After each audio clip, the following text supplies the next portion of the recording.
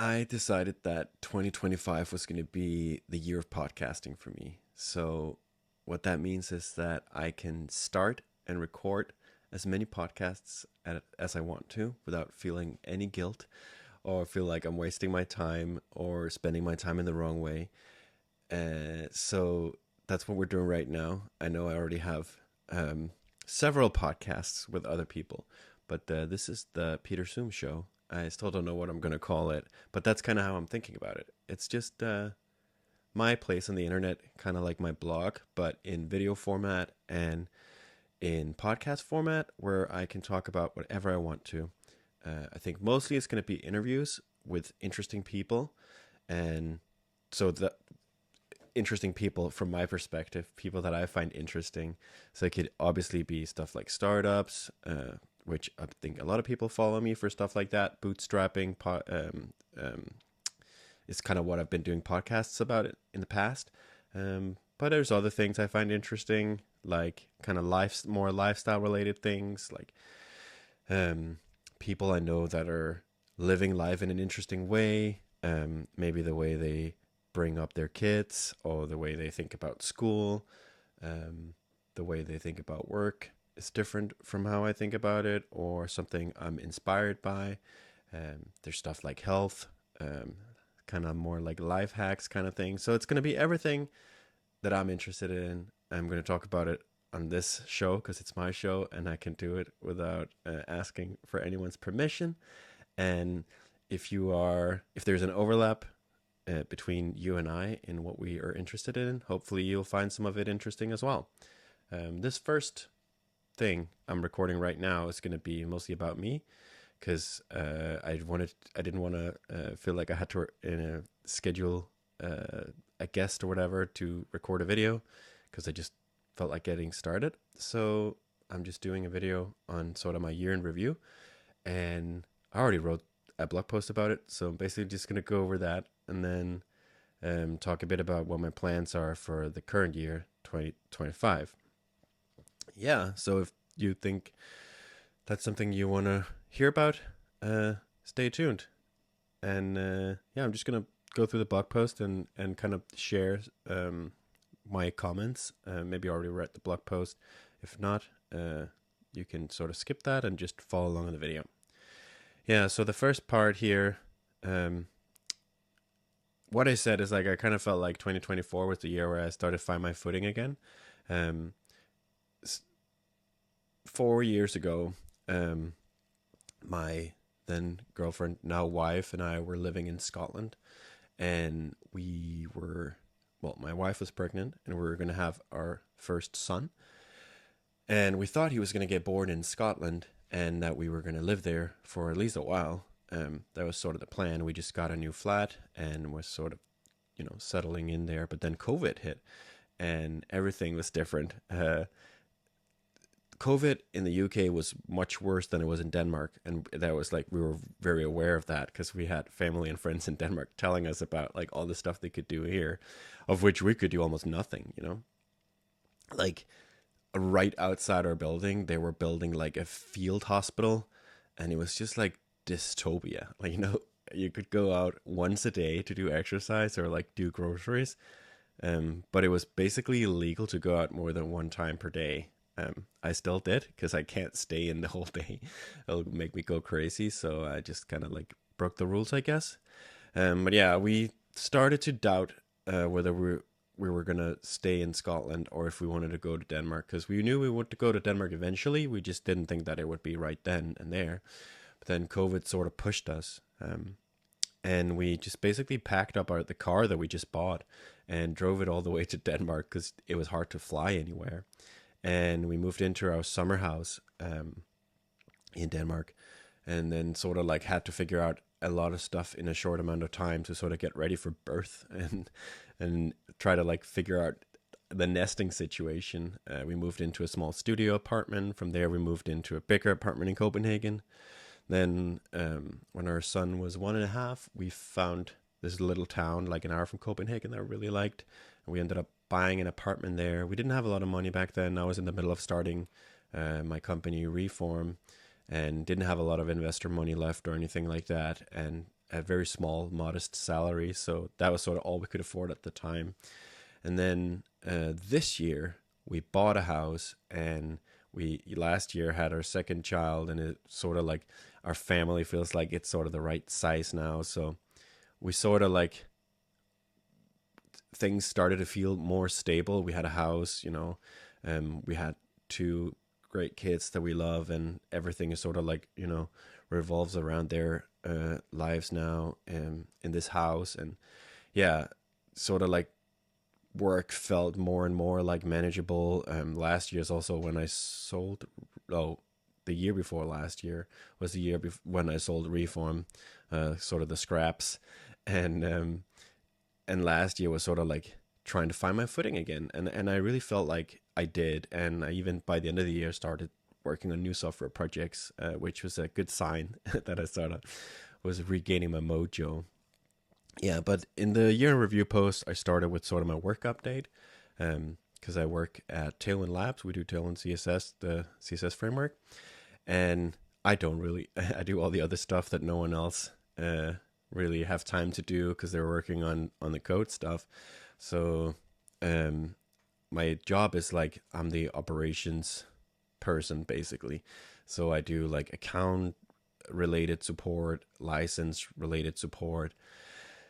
I do stuff like managing like sort of like all the trademark and copyright stuff we have to deal with. A lot of like business like partnership stuff is sort of on my table typically. There's a lot of like just like I do payroll. I help with stuff like hiring. Just a lot of stuff that just takes up a lot of time that no one really has time to. So I'm sort of brought in as someone who's done a lot of stuff in my own companies, and that's sort of useful in other companies as well, apparently. Yeah, so that's what I do. It's a part-time job, which is great because I still have time to do my other projects when sort of like family time permits it, and life isn't too crazy. But in the ideally, I have time to work on other things outside of just being the operations guy at Tailwind Labs. Yeah, so we had like, well, I wrote more things I do here. Like I also actually do a bunch of coding stuff. Like last year, I did like a big like SEO project, which had some coding related to it, some analytics stuff as well, where it required some coding. Like we have our own like internal revenue dashboard. I've been doing a lot of work on that. But yeah, the biggest project last year was that I helped Adam, the founder of the company, hire two people to the team, which was just a momentous project. Like I think we sort of knew it. At least Adam definitely had a sense that it was going to be a big project, but just how much work it was going to be, we didn't really grasp, I think. But yeah, it was a lot of work. And by the end of it, we very seriously considered starting a workable competitor because there's just so many little like paper cuts and stuff we wanted to work differently. The only problem with that idea is that we don't have any plans to hire anyone in a long time. So we probably won't be using something like that ourselves. So kind of doesn't feel like the right thing to build. But in the moment, it was very tempting to just sort of roll our own system. Another thing, I guess I had Workable open here in the tab. Website looks nice, I think a lot of people like Workable, but once you get into it, there's just so many little things in there. You're like, it's not really built for like a bootstrapped company like ours. At least that's not how it feels. Yeah, the other big project by the end of the year, maybe there's some recency bias, but it did feel like a big project compared to a lot of other things I did last year, was organize a Tailwind CSS meetup in Miami because the team is going on a team retreat next week, actually. Sadly, I won't be going because just like sort of life circumstance doesn't permit that right now. But I did organize the meetup that we're going to do there. We already have 100 people signed up for it. And so the challenge there was that I think the fall of 2023, Adam and I and Robin from the team, we went to Rails World conference in Amsterdam. And sort of last minute, Adam was like, what if we had a meetup? Then I could sort of do a dry run of my talk. And and then sort of became my job to try to see if that was possible. And thankfully, well, I think Adam tweeted out like who can host this, who wants to host this meetup? Is anyone interested in that? And a bunch of people reached out and were offering their help. And I almost felt bad because I was like, when I was talking to people, I was like, my criteria was like, you basically have to do everything, and we just show up with a talk, and Adam, and that's that's kind of our end of the bargain, and then your end of the bargain is like you're gonna have like a venue, and you're gonna like have some food ready or whatever, um, and one company, Katawiki in Amsterdam, were like they wanted to do it, and they've done a lot of these kinds of meetups, and it was just magic. Because we had no time in Amsterdam, and I had never even been to Amsterdam before in my life. But I was basically Adam and I came straight from the airport straight to the venue, and Adam gave the talk that he wrote on the plane or whatever, and and everything else was sort of taken care of. So it was an awesome experience, and we wanted to sort of replicate the same thing in Miami, but we just didn't really find the same types of companies that would host a meetup. And I plowed through like meetup.com and Eventbrite, and I couldn't find a single meetup there where it was just a company hosting it. It was almost always like at a restaurant and a bar or a co-working space. So we kind of realized that we had to organize it ourselves. Um, but we really liked the vibe that we had when we were in Amsterdam. So yeah, so I had the idea like, um, what if we did it in a co-working space? And I started talking to co-working spaces about this project, and ended up making plans with one co-working space called Mindspace. And the way we've sort of planned it now is that they're going to take care of like setting everything up, and get some pizza ready, and beer. It was funny because they were like sort of proposing all this like fancy catering stuff, and I'm like, we kind of wanted to feel like we just like called Domino's, and they just showed up with like a stack of pizzas, and there's like just some you know cheap beer bottles there, just like you would have in an office, like not something like fancy. And I think they sort of got that message. It's going to be a little bit more fancy than that, but not too much, I think. And then we also booked like a sort of like a meeting room for the team to be at the co-working space the whole day. So sort of the hope is that by the end of the day, it's going to feel little bit like, Tailwind Labs Miami office, and then people just like come in for the meetup, and it's going to be awesome. There's a rooftop. There's like a dedicated space for doing the presentation. There's like a common area where the bar and the pizza is going to be. And yeah, I think it's going to be really good. I hope. I guess we'll see. It's in 8 days. So I'm trying to get all the details ready for that. But yeah, that was like a big project. And also like coming into this year, just getting all that stuff ready. Yeah.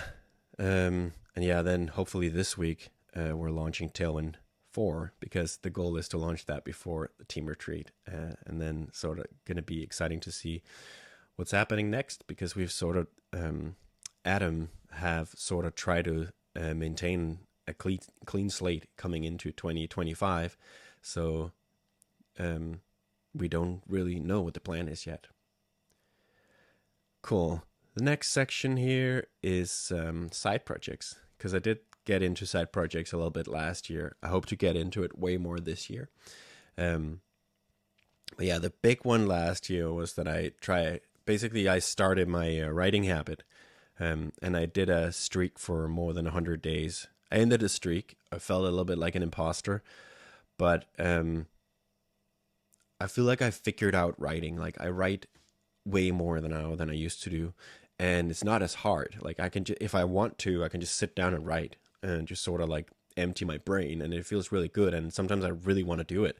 I don't have the same resistance anymore that I used to be. Now it's more of like a time constraint. Like if I'm the first person in the family that gets up in the morning, I want to write. And I didn't used to feel that way, but that's how I feel now. Typically, I'm not because we have a 1 year old that likes to get up at 4 in the morning or 5 in the morning. So I'm not trying to beat him there. Yeah. So basically, at first I wanted to write a book about it, but it didn't really feel like a book. It felt more like a long blog post. But at that point, I already bought a pretty nice domain for the book, writinghabit.com. And I just thought, what if I just like write a really, really thorough, good guide with all the tricks that I feel like I figured out doing this writing habit exercise and just put it on writinghabit.com for free, and it can just sort of like be this resource. And yeah, so that's what I did. And I think it turned out really good. Yeah, here's the blog post where I announced how I was going to do it. That sort of like explains my philosophy going into it. But yeah, then here on writinghabit.com is like the full guide, and it's more than 5,000 words, and it's 100% free. I did experiment with like generating like an EPUB version and a PDF version just to see if people would buy it. I think I've sold like two two copies or something like that, so people don't do that really. But it was just for fun to try to like see how hard it would be and like put it up on Lemon Squeezy and just have a way for people to pay for it if they want it. There's also like a buy me a coffee thing. A couple of people did that too, but it's definitely not like been like a revenue generating project. I still spend way more on the domain name that I've made so far, but I still think it's a really good resource, and I'm really proud of the guide that I wrote. I think it just turned out really well. I think the writing is really good. I sort of like crowdsourced the editing a bit. I invited like 10 or 15 people into Google Docs, and they gave me really like harsh feedback, and it was really awesome, and I implemented a lot of it. So a lot of people helped me get this guide finished. And yeah, it's nice to just have something that's sort of finished and it's just out there and that people can use as a resource. And there's no like, I don't need to update it or maintain it or anything like that. It's just there and it's just finished. Yeah, the next thing on the list was the podcast. I started with my friend Mikkel. Mikkel asked me if I wanted to do a podcast on sort of like side project stuff. And I remember telling my wife like that I thought if I was going to do a podcast last year in that sort of style, because I used to have a podcast with Matt Wensing out of beta, which was awesome in English. But if I was going to do one again, I would do it with someone in Denmark, so we're in the same time zone at least, and probably do it in Danish. And the person I had in mind was Mikkel. So when he asked me, I sort of had to say yes. And so we started doing the podcast in Danish, and like really like low production value. It's really just for us, just to like have some accountability and have a venue to sort of like, or a space to just sort of talk about what we did that week. It's just nice. So we started doing that in Danish, but more and more people were sort of complaining that they couldn't follow along because a lot of the people that we know on the internet don't speak Danish. So just before Christmas, we decided to try switching the podcast to English, and we've done that for 3 episodes now.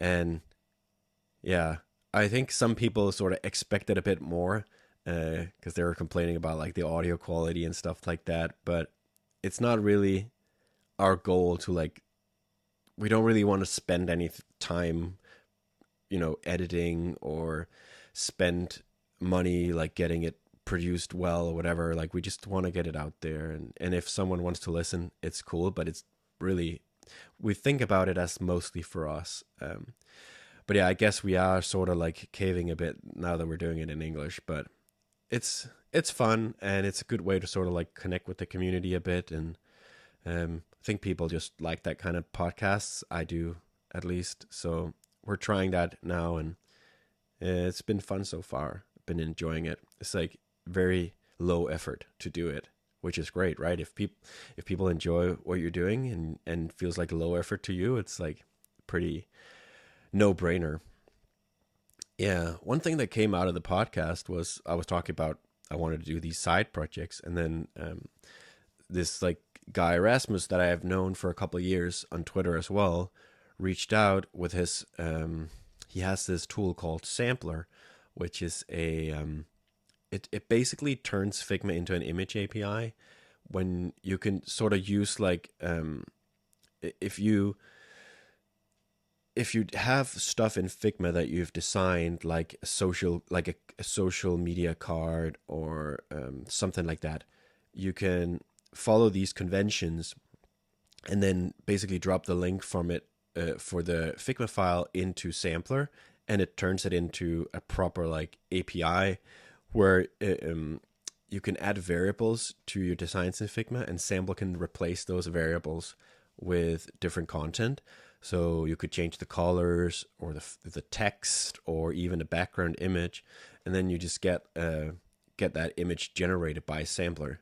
So it's really good for something like social cards for your website, which is sort of the first use case that he's been doubling down on. And we used Sampler for my old company, Reform. I think they still use it. And I always told Rasmus that I thought it was an amazing idea, and I thought he should do more with it and try to like really go for it. But just like sort of life circumstance, I guess, again, kids and stuff like that came in between, so we didn't never really gave it a proper shot. And then I think I ended up asking him if I could buy it from him, and he convinced me instead that we should just try to do it together. And we sort of designed like an agreement that was like, okay, let's try this for a couple of weeks. Let's see if I can generate some demand, and then basically, yeah, he would offer me half the business if I could sort of kickstart it with him. And we tried that for a while, but then some stuff happened that we weren't really. It wasn't, the timing was just wrong, basically. And after a few weeks, I sort of could sense that I think to sort of get started with all this like side project stuff again, I need to work on my own projects and don't really like rely too much on other people, and I think the timing was just wrong for him. So we sort of split ways pretty quickly after we started, which was fine. I still think Sampler's a great idea, and I think actually Rasmus is at a point now where maybe the timing is a bit better and he is going to give it like a proper swing. So definitely rooting for him, even though I'm not involved anymore. I think it's a great idea and a cool little product that he's building. But yeah, that did sort of give me an idea for my next project that I built last fall, which was just basically like a very simplified version of Sampler, not anything to do with Figma anymore, just a very, very simple tool to add a social sharing image to your website. So it looks like this, the name of the article, and sort of like an eyebrow text here, like you could put the URL or whatever, and then some author information. And the way you use it is just like you add these meta tags like you normally would to your website, but then you can change the URL and the image change. And that's sort of that's the whole product right now. And there's only one design right now. One of my plans early this year is to make it a bit more customizable and have support for content that's less like block content, like this, maybe without the author information, or more like brand, that it works more for like, pages on a website for a brand, but still keep it like super simple. So yeah, I've sold like a handful of accounts for this tool so far. I haven't really done a ton to promote it, and it's like still extremely simple. The reason I sort of built it was I had this like vague idea, and then I was talking to one of my friends about like, I just really need to get started like shipping something, and he's like, take that idea, like it's a simple idea, and I need it for my website, you need it for your website. Just build something that we could use, and not build more than that. And that's what I did. So like in like, I think like 2 weeks, I had a working product, and then it took a while to sort of like polish everything and have like, payments and terms of service and stuff like that before I could like make it generally available. But still, like, it was such a great feeling to feel like I still had it in me. Like I still had the ability to like, make a product out of thin air. And and now it's like a real thing. There's a website people can go to, they can create an account, they can put down their credit card, and they can start using it. And even though it's an extremely simple product, all the other stuff is there, and it's a great feeling, and something I want to really like double down on in 2025. Yeah, the last thing was like sort of like my personal update. I explained some of this in the beginning of the video. Here's the house we bought.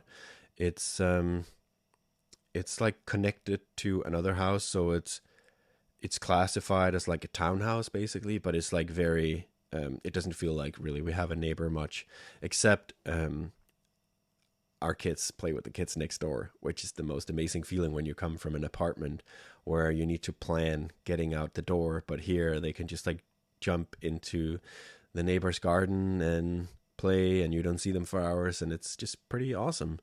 Yeah, and live right next to a little forest. Last night I was recording a video of the owls that was hooting in the trees at midnight, and it's just very lovely. There's a lake just behind those trees that you can go for walks and runs. And yeah, it's just nice to have this place that's ours and where we can sort of like settle down and settle in. And we have space to like have people come over. Next, in 2 weeks, I think, my buddy is coming over from the States, and he's staying for like 2 weeks just working from my office and just like being here with me and my wife and the kids. And it's someone we know really well, and it's just nice to have the space to have someone come and just hang around.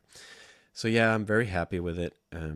We did move a bit far away from the town that we like, this like sort of like center of the town.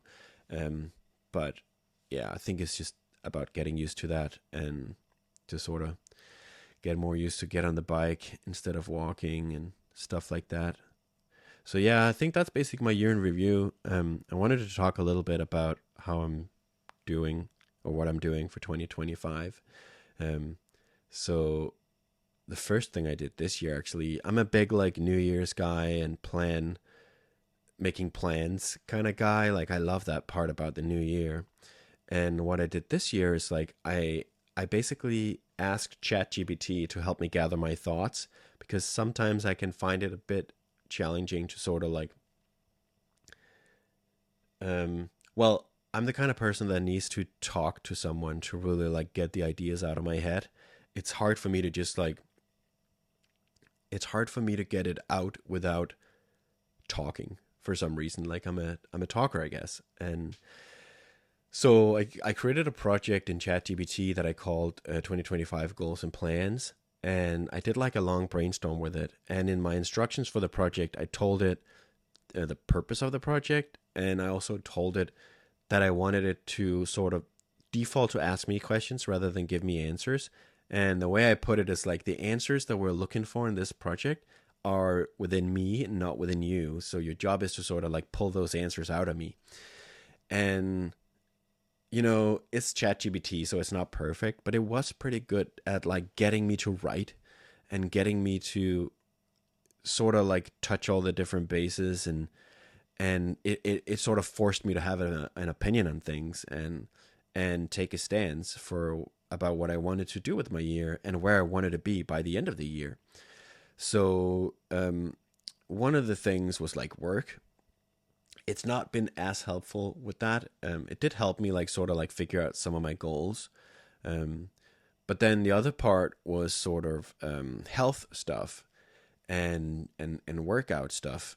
And with that, I feel like I came up with a clever idea, because after the brainstorming, we sort of like pinned down what my goals were for the year and what I was trying to do differently.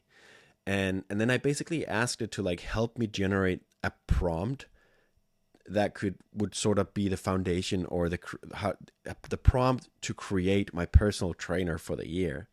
So we sort of tweaked it a bit back and forth, and in the end I had this like long prompt that I would then paste into a different chat, and then that chat would become my personal trainer. And the goal that I set for the year was to work out 3 times a week. And we sort of had like, well, Monday is like full body, and then Wednesday is upper body, and Friday is lower body, and every all 3 days there's also a run involved. So like one day is just like a kind of like slow run, another day is intervals, and then the third day is like a longer run. So I could sort of like work on increasing distance or for how far I can run. Yeah, so now like every time I'm about to train, I check in with my personal trainer and I'm like, "Hey, it's Monday morning and I'm ready to get started on my workout." And then if there's something I wanted to know, like last time I had some pain here, or like I'm really tired for this or that reason, whatever, and then it sort of like takes that into account, and it generates the workout based on my goals, and then based on the notes that I give it after the workout, it sort of like knows what to do differently for the next workout. And I've done it 4 times now, and it's going really well. I really enjoy working out this way. Like I still sometimes don't want to work out, but it's just I don't. Normally, I would just stop early if I'm tired or whatever. But like now, I have like this plan I need to get through, and I need to like tell it afterwards what I did. And it just feels, even though it's just ChatGPT, it feels lame to tell it. Like I only did half the workout. It's just lame. So I just, I do it and I explain how it went, and then, yeah. So we'll see how it goes because it's only been 4 times. But in the same way, like with the writing last year, even before I started writing, once I kind of had the idea for how to do it, I knew it was going to work. And this, I just knew it's going to work too. Um, yeah, the other part of these like goals and plans for next year, at least the health related stuff, um, I put some of that stuff into a new app that I found called Polar Habits. Someone shared on Twitter, and it's awesome. Like I love this app. Like I really wish that I built it. I'm almost jealous because I think it's so great. Um, I'm a big streaks guy. In the writing habit guide, I talk about streaks as well. But the problem with the streak is that eventually you'll break it, and then you sort of lose everything. And it's not true that you lose everything, because in my experience, like you still build muscle, and even when you break the streak, if it's long enough, you have more muscle, and the thing that you did in the streak is going to be easier afterwards because you've done the streak. So it's not for nothing.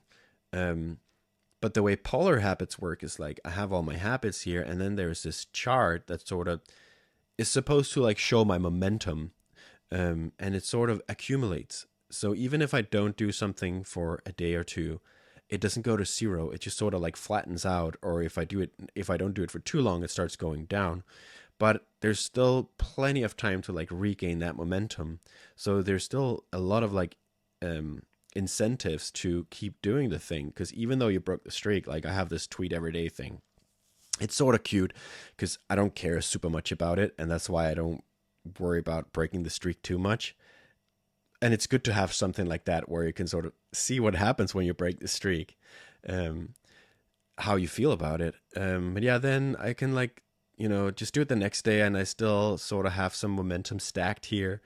Um, but maybe for some of the other things, I don't really want to break the streak. But if I do, for just because of life, I can tell that it's still it. I don't have to stop forever. It's still worth it. Like all the progress I put in, or all the effort I put in, is still there, to build upon. And yeah, I just again, I could just tell that this app sort of resonates with me, and it's gonna work, and I'm gonna stick to it. So yeah, I'll give an update later on how this is going. Um, but so far, I'm very optimistic, and I'm very excited about it. And yeah, so far it's going great. Yeah, so this episode, or whatever you want to call it, is like was only about me. I think very soon I want to bring on some guests. I have a few people in mind I would love to talk to, and I think generally the podcast is going to be mostly guests. But once in a while, I'll do an episode like this where it's almost like a blog post, but just turned into a video and an episode. And if you're more into the interviews, I guess you can just skip these. But yeah, anyways, this was fun to do, and it's nice to sort of just get on the mic, and it is nice to sort of just do it on my own because I don't have to wait for anyone to be around or ask anyone if they want to do it. It's nice to just be able to do it on my own. So yeah, I'd love to know what you think of this. If you have any thoughts and ideas. If you listen to this as a podcast, I have a YouTube channel as well. I'd love it if you subscribe there and help me grow that a little bit, because I'm starting almost from zero. And if you're listening on YouTube, maybe you want to find the podcast feed and add that to your podcast player or something like that. Yeah, awesome. Thanks for listening and watching. See you later.